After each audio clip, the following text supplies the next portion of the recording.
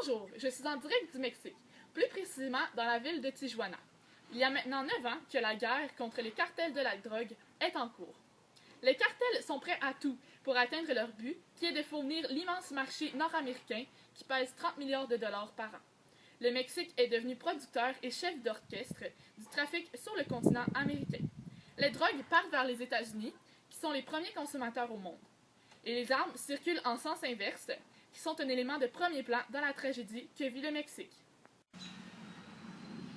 Le trafic de la drogue engendre définitivement celui des armes.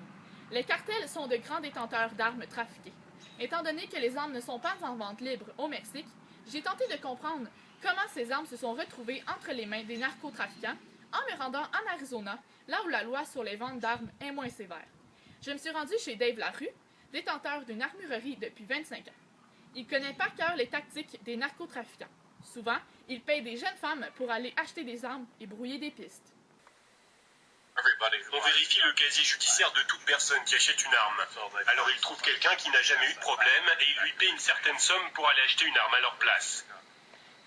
Dave sait que beaucoup d'armes qu'il vend se retrouveront dans les mains des cartels. Ça, c'est le FN 5.7, dont on entend tellement parler de l'autre côté de la frontière. Ah, et pourquoi?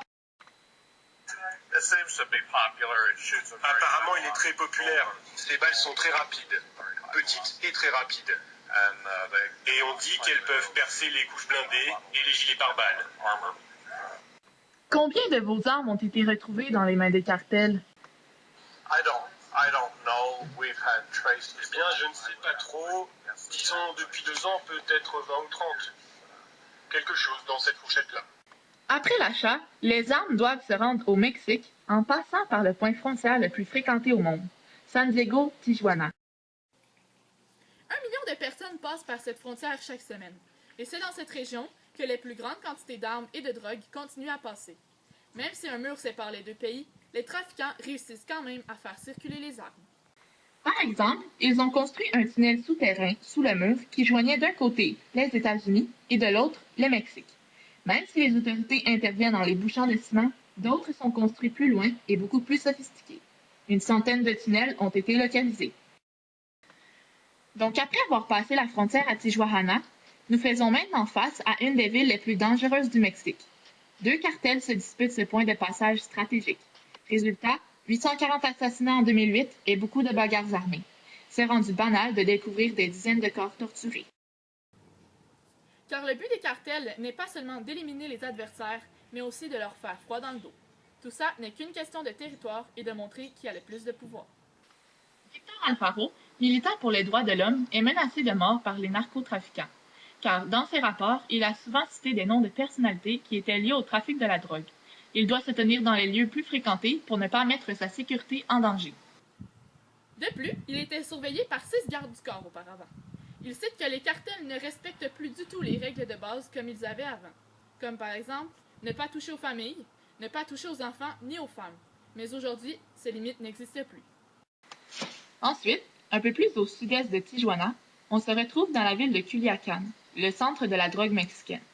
De tous les grands cartels mexicains, 4 proviennent de cette ville. Culiacán est aussi le terminus du trafic d'armes, qui font des ravages quotidiens. Pour pouvoir égaler la force des cartels, la police a besoin de l'aide de l'armée. Malgré les renforts, toujours pas de répit. Toujours autant de saisies d'armes, et ce sont les mêmes modèles qu'aux États-Unis. Avoir été témoin d'une scène compromettante ou de dire des mots de trop contre les cartels suffit de mettre une vie en danger. Refuser de collaborer avec eux compromet une mort certaine.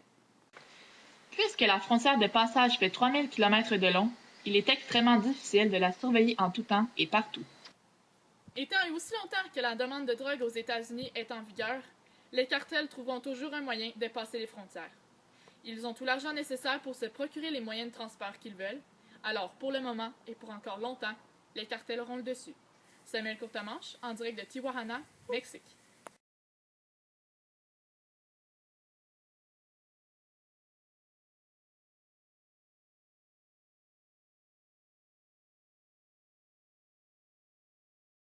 De plus, il était surveillé par 6 gardes du corps auparavant.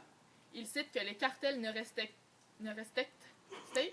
J'ai-tu goût d'un steak? Aux États-Unis est en vigueur les cartels trouveront toujours une façon de passer les frontières.